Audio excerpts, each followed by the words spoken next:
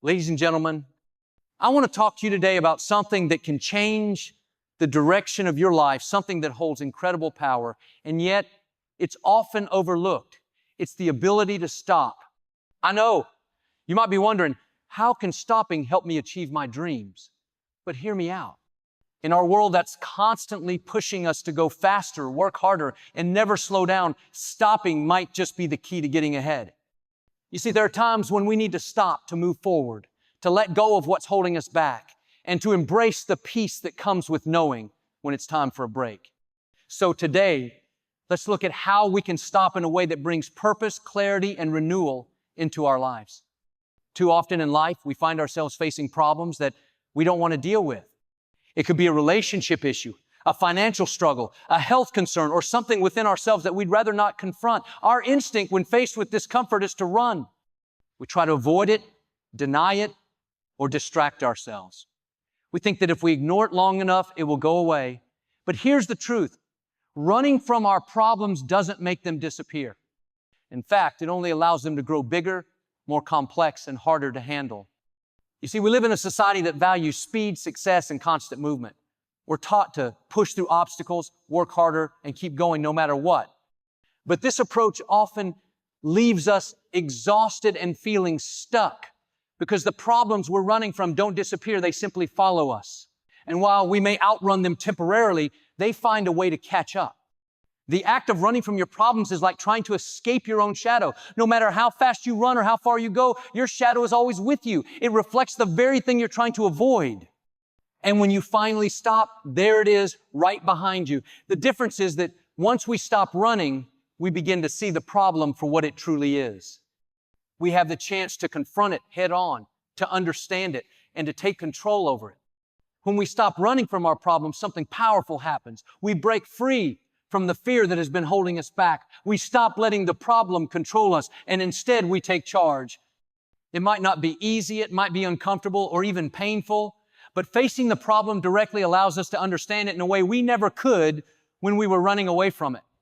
We begin to see the root cause of the issue and gain the clarity needed to make decisions. Let's think about it for a moment. Imagine you've been avoiding an important conversation with someone you care about. Maybe you've been running from the tension that's been building up. Every time you think about having that conversation, you feel anxious, scared, or uncertain. But when you stop running, when you finally sit down, take a deep breath, and face the issue, the weight of it is lifted. It's no longer this looming, terrifying thing in your mind. Instead, it becomes a conversation. And while the conversation may still be tough, it's one that can lead to healing, growth, and resolution. This principle applies to all areas of life. Maybe you've been running from a financial challenge, burying your head in the sand because dealing with your finances feels overwhelming. Perhaps you've been avoiding that health checkup because you're scared of what you might find. Or maybe you've been putting off working on yourself, your personal growth, your healing, your emotional well-being, because it feels easier to stay distracted than to face the things that hurt. But here's the thing. Running doesn't solve anything. In fact, it only prolongs the pain. When we choose to stop running, we give ourselves the opportunity to take ownership of the situation. We stop letting fear dictate our lives. We stop allowing anxiety to control our actions. Instead of running, we begin to move forward with intention and purpose. Stopping doesn't mean giving up. It means standing still long enough to gather your strength and make a plan. It means you stop long enough to realize that running is not the answer. It's facing the problem, understanding it, and then making the decision to move forward with faith and clarity. It's in this space of stillness that we gain perspective, find wisdom, and tap into the strength we didn't know we had. The truth is, your problems don't have the power to defeat you unless you allow them to. And when you stop running, you give yourself permission to rise above them. So, if you're facing something difficult right now, something that feels too big to tackle, stop running, stand still, take a breath, confront the issue with courage. You might not have all the answers immediately, and that's okay. What matters is that you've chosen to stop running, and in doing so, you've taken the first step toward overcoming what once seemed insurmountable. So many of us get caught in the trap of living in the past. It's easy to fall into this pattern because our memories, our experiences, and our past choices shape who we are today. But here's the thing. When we live in the past, we're not fully embracing the present. We're not giving ourselves the opportunity to step into the future with open arms. Instead, we're holding ourselves back, confined by moments that no longer serve us. We all have things from our past that we wish we could change. Maybe it's a mistake we made, a relationship that ended badly, a decision we regret, or a moment when we felt like we failed. It's normal to reflect on our past, but when we hold on to it too tightly, we end up living in a place of regret. Regret keeps us stuck. It keeps us from moving forward. And before we know it, we can spend days, months, or even years haunted by the what-ifs of yesterday, unable to see the beauty of today or the hope of tomorrow. When we live in the past, we keep replaying those old tapes in our minds. We remember the things we said, the opportunities we missed, or the dreams we let slip away. And while reflection can be a tool for growth, constantly reliving past events only keeps us tethered to a version of ourselves that no longer exists. The past is gone. It has already happened. And although it's a part of our story, it doesn't have to define our future. Imagine trying to drive a car while looking only in the rearview mirror. You would be completely distracted, unsure of where you're going, and most importantly, at risk of missing the road ahead. Yet, that's exactly what we do when we live in the past. We focus so much on what's behind us, what we could have done differently, or how things could have turned out better that we miss the opportunities waiting right in front of us. The future is filled with endless possibilities, but we can't see them if we're too busy staring at what's already been. Living in the past also keeps us locked in old wounds, whether it's a broken relationship, a missed opportunity, or something we didn't get to do. These old hurts can fester if we don't let them go.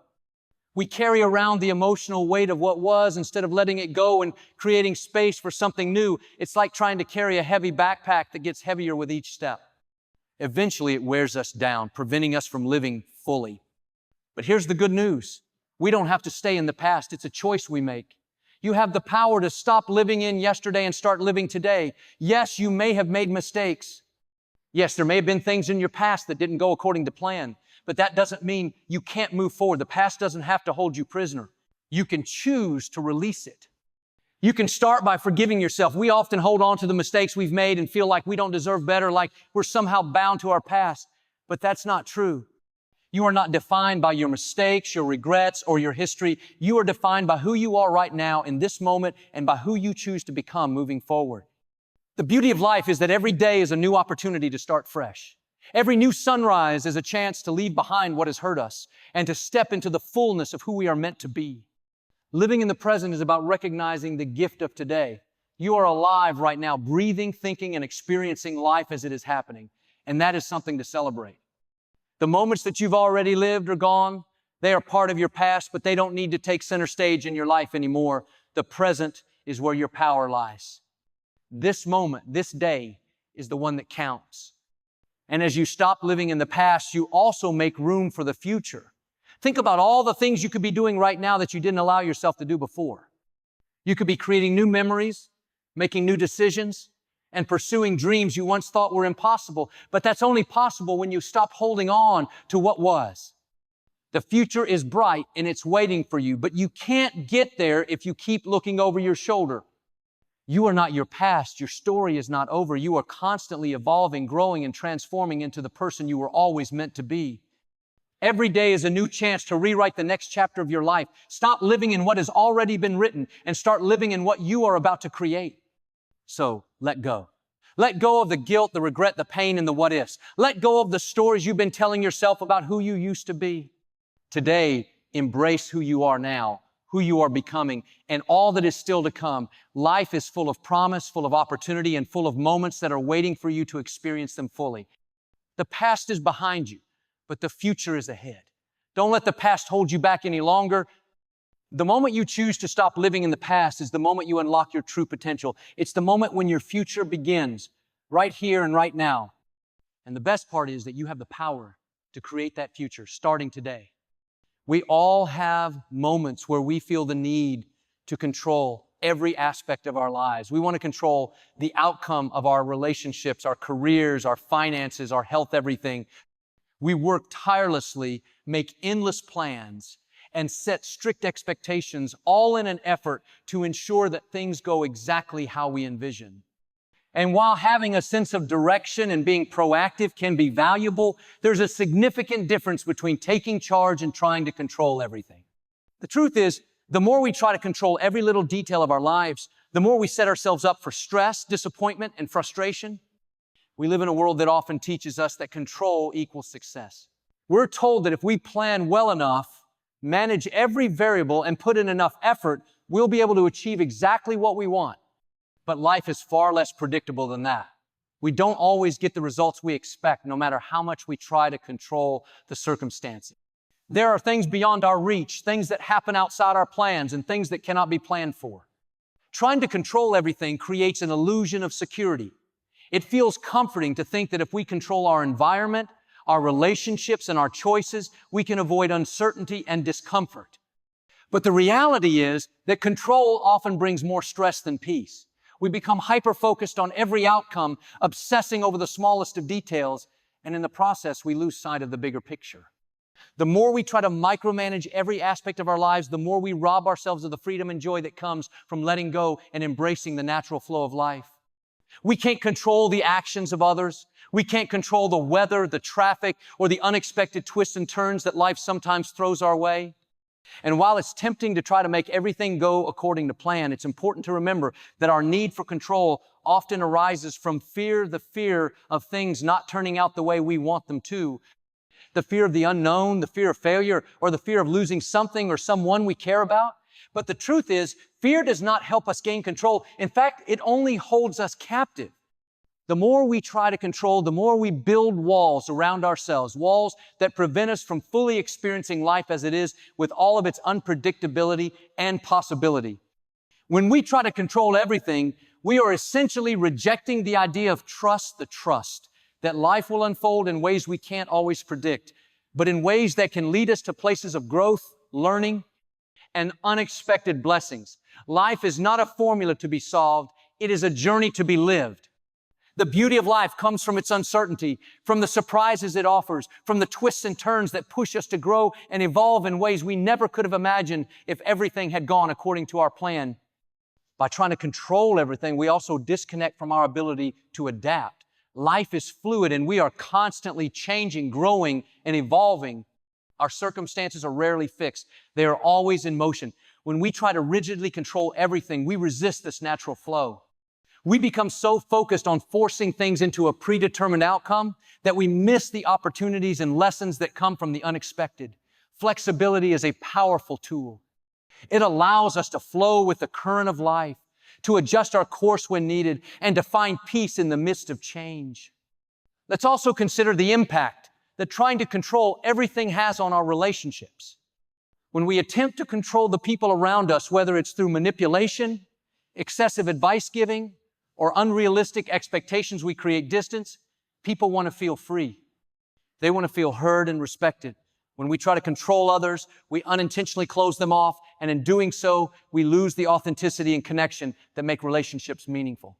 True connection comes from allowing others to be themselves, flaws and all. It's in accepting others as they are, rather than trying to mold them into what we think they should be, that deep bonds are formed. In the same way we often try to control ourselves, we hold ourselves to impossibly high standards, believing that if we can just manage every detail of our lives, we'll be successful and happy. We create endless lists of to-dos, set strict goals, and impose unrealistic expectations on ourselves. And when things don't go as planned, we blame ourselves. But this drive for control can drain our energy and diminish our sense of self-worth. We must learn to show ourselves grace, to forgive ourselves for the moments when things don't go as expected, and to embrace the ebb and flow of our own growth and transformation. The truth is, control is an illusion. We cannot control everything, and trying to do so only leads to exhaustion and frustration. What we can control, however, is how we respond to life's unpredictability. We can choose to approach the unknown with curiosity, to release our need for perfection, and to trust that even when things don't go according to plan, there is a greater purpose unfolding. The moments that seem out of our control often lead to the most profound growth, to the most beautiful surprises, and to the most meaningful lessons. So I encourage you today to stop trying to control everything. Let go of the need to micromanage every detail, to predict every outcome, and to force things to happen exactly as you envisioned. Instead, surrender to the flow of life. Trust that even in the uncertainty, you are exactly where you need to be. You don't need to have everything figured out. You don't need to control every aspect of your life. What you need is to trust the journey, embrace the unexpected, and allow yourself to evolve, adapt, and grow along the way. When you stop trying to control everything, you will find freedom. You will find peace.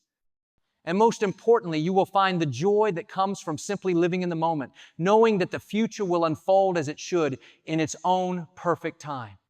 One of the most powerful forces in our lives is comparison. It's something that most of us soften without even realizing it. We compare our successes, our failures, our achievements, and even our appearance to those around us. It's so easy to look at others and measure our own worth against theirs. We see someone achieving their goals or living a life that seems perfect, and suddenly we start to doubt ourselves. We question our own value, our own path, and our own abilities. The truth is, comparison is one of the most destructive habits we can engage in. It steals our joy, damages our self-esteem, and keeps us from embracing who we truly are. At its core, comparison is rooted in insecurity. When we compare ourselves to others, we are telling ourselves that we are not enough. We are not smart enough, successful enough, attractive enough, or capable enough. But what we fail to see is that comparison is often an unfair, inaccurate measure. We tend to compare our behind the scenes to someone else's highlight reel. We compare our struggles to their successes, and we forget that everyone is walking their own journey with their own unique challenges, victories, and experiences. When we measure ourselves against someone else's life, we are also discounting our own unique story. We are each on a different path with different circumstances, different backgrounds, and different dreams. What might work for someone else doesn't necessarily work for us. Their timing, their opportunities, and their experiences are different from ours. Comparing ourselves to others is like comparing two completely different pieces of music. They may both be beautiful, but they are played in different keys, in different rhythms, and with different instruments. Each one has its own value and significance. The problem with comparison is that it leads us to believe that we are somehow lacking, when in fact we are simply different. It's like walking into a room full of flowers and saying one is more beautiful than another based on the color of its petals or the size of its bloom. Each flower has its own unique characteristics, and so do we. We all have our own strengths, our own beauty, and our own purpose. When we stop comparing ourselves to others, we free ourselves to embrace our own uniqueness. We stop feeling inadequate and start celebrating who we are, flaws and all. In the age of social media, comparison has become even more rampant. We scroll through posts of people's seemingly perfect lives, their vacations, their accomplishments, their families, and we can't help but wonder why we don't measure up. But what we often forget is that what we see online is only a fraction of the story. We only see the curated moments, the highlights that people choose to share. We don't see the struggles they face behind the scenes, the sacrifices they make, or the pain they endure. The picture-perfect life that social media portrays is not the full picture. It's simply a snapshot of one moment in time, often filtered and edited to show only the best parts. The truth is, comparing ourselves to others, especially in the world of social media, is like comparing apples to oranges. It's not a fair comparison because we are each living a completely different story. We may not have the same experiences, opportunities, or resources, but that doesn't mean our lives are any less valuable. In fact, the beauty of life comes from our individuality.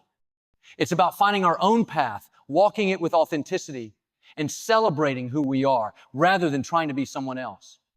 When we stop comparing ourselves to others, we begin to unlock our true potential. We stop measuring our worth by external standards and start seeing the value in who we are as we are. We begin to trust our own journey, understanding that our progress, no matter how small it may seem, is still progress. Every step forward, every lesson learned, and every victory, no matter how big or small, is significant. And when we stop comparing, we give ourselves permission to celebrate those steps, to honor our own growth, and to be proud of where we've come from. Comparison also robs us of our peace. We become so consumed with what others are doing or what they have that we lose sight of what we already have. We forget to be grateful for our own blessings, our own accomplishments, and our own progress. Instead of appreciating how far we've come, we start focusing on what we don't have, what we haven't achieved, and what others have that we still long for. This mindset only leads to frustration, resentment, and dissatisfaction. It keeps us stuck in a cycle of wanting more without appreciating the present moment. The reality is we are all on our own unique journey, and it's important to honor that our timelines are different. What we accomplish at one stage in life may be completely different from what someone else accomplishes at the same time. That's okay. Life isn't a race, and there is no universal blueprint for success. The only competition is with ourselves striving to be better than we were yesterday, to grow, to learn, and to evolve in our own way.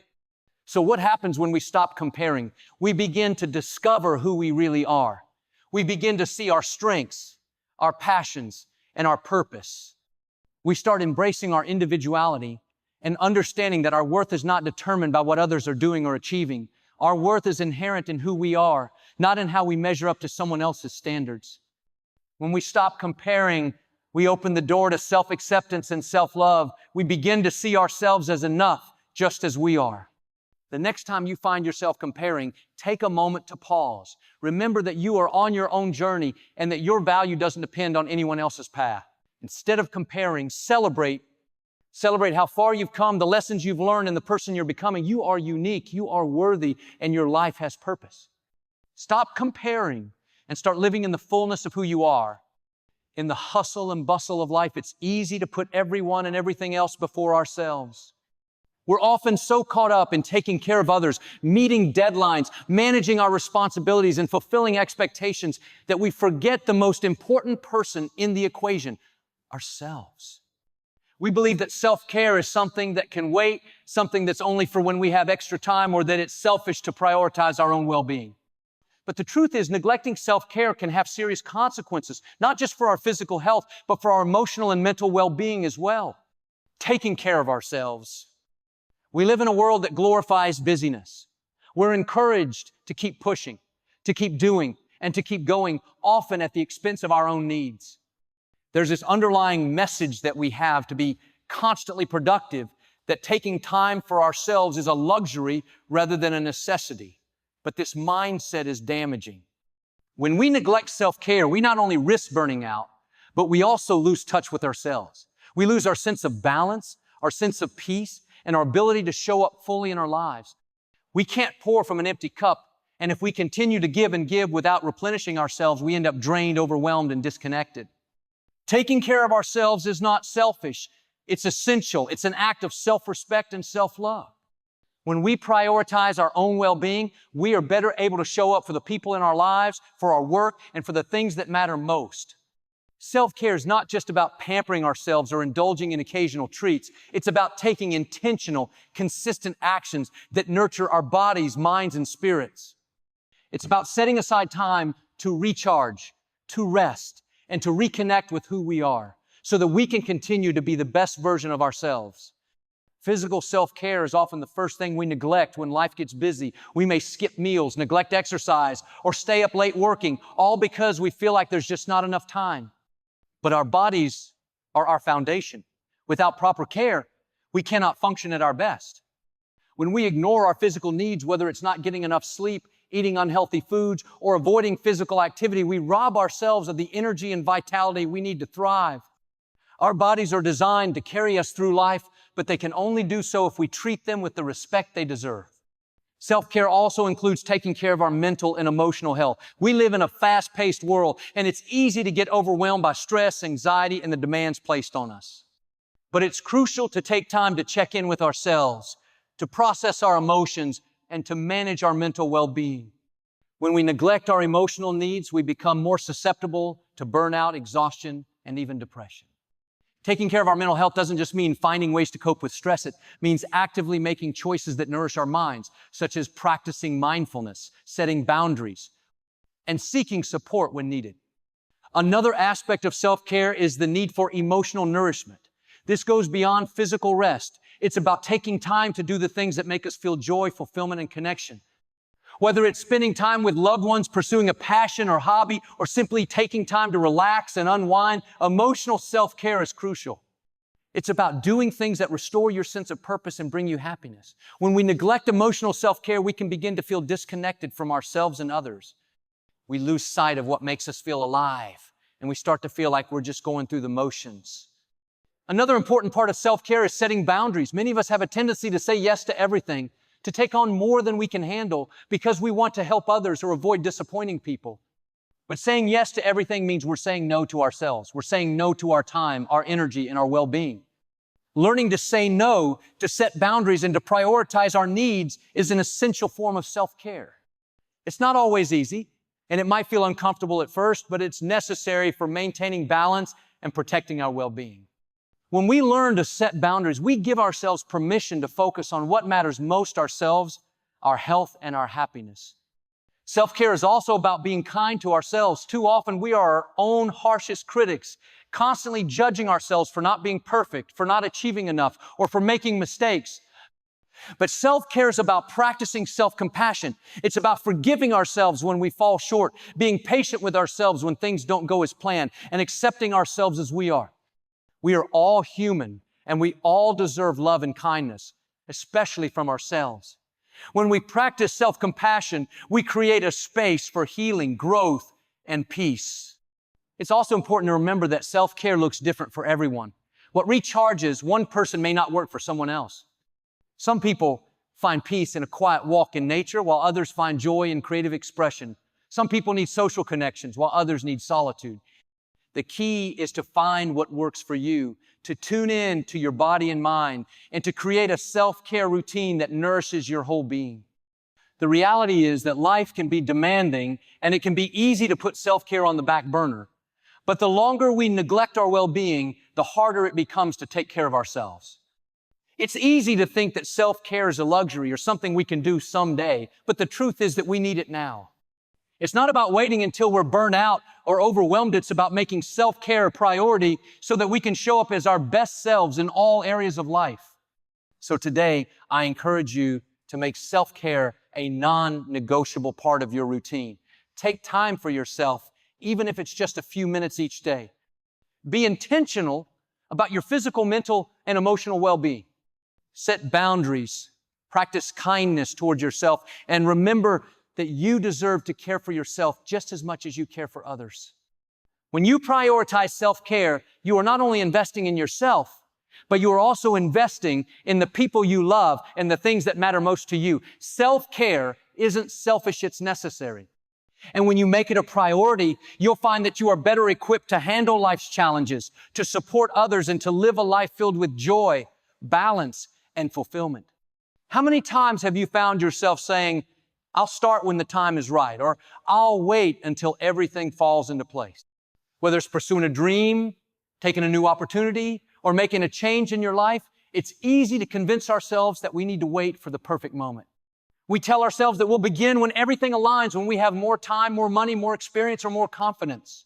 But the truth is that perfect moment you're waiting for may never come. Waiting for the ideal circumstances to make a move often means staying stuck in a cycle of inaction. And the longer you wait, the more time slips away. The reality is that life is unpredictable. There will never be a time when everything is perfectly aligned, where every single factor falls into place without any obstacles. Perfection is a myth, and waiting for it often holds us back from moving forward. We allow fear, uncertainty, and doubt to take control, thinking that if we just wait a little longer, we'll be ready. But in truth, it's often through action that we become ready. The process of taking the first step even when things aren't perfect is what propels us forward and helps us grow. Waiting for the perfect moment robs us of the opportunity to learn, to evolve, and to experience life as it is. There's an underlying fear in waiting for the perfect moment. It's a fear of failure, a fear of making mistakes, or a fear that we won't measure up. We feel like we have to have everything figured out before we take the leap. But the truth is, failure is not something to avoid. It's something to embrace. Failure is not the end, it's the beginning of learning. Every step, every mistake, every challenge teaches us something valuable that we can carry forward. The only true failure is not trying at all. Waiting for the perfect moment keeps us from taking risks, from putting ourselves out there, and from making the necessary mistakes that lead to growth and success. Waiting for everything to be perfect also means we're waiting for external factors to change when what we really need is to change our mindset. We often look outside of ourselves for the right time or the right conditions, but the truth is the right time is now. The perfect moment isn't something that will come to us from the outside. It's something we create within ourselves. It's the decision to take action, to move forward despite the uncertainty, and to trust that every step we take leads us closer to where we're meant to be. When we stop waiting for external circumstances to be perfect, we begin to create our own opportunities and shape our own destiny. Another aspect of waiting for the perfect moment is the assumption that we'll somehow be better equipped later on. We think that once we gain more experience, more resources, or more confidence, we'll be ready. But the truth is, there will always be something we feel is missing. There will always be more to learn, more to achieve, and more to perfect. If we wait until we're ready, we may find ourselves waiting for the rest of our lives. The key is to start with what we have and take it one step at a time. Action, even imperfect action, creates momentum, and that momentum builds over time. The more we do, the more we learn, and the more confident we become. We don't need to wait for the perfect moment. We need to create the moment by taking action, even if that means starting small. One of the dangers of waiting for the perfect moment is that we become paralyzed by the thought of making the wrong decision. We're afraid that if we take the wrong step, we'll regret it. But every decision we make, whether it turns out the way we expect or not, teaches us something valuable. In fact, some of the best lessons come from the decisions that don't work out. The key is to stop fearing mistakes and start embracing them as part of the journey. No one ever achieved anything great without first facing challenges and setbacks. It's through the struggle that we build resilience, strength, and wisdom. Life is about progress, not perfection. If we continue to wait for the ideal moment, we miss out on the opportunities that are already in front of us. The perfect moment is not a distant event that will magically appear. It's the moment we decide to take action, even when things aren't perfect. It's the choice to start today with what we have and trust that the path will unfold as we go. Every step, every effort, no matter how small, gets us closer to our goals. The most successful people didn't wait for everything to be perfect. They took imperfect action and made progress despite the challenges they faced. Waiting for the perfect moment also keeps us in a state of stagnation. We keep telling ourselves that we'll act when everything is just right.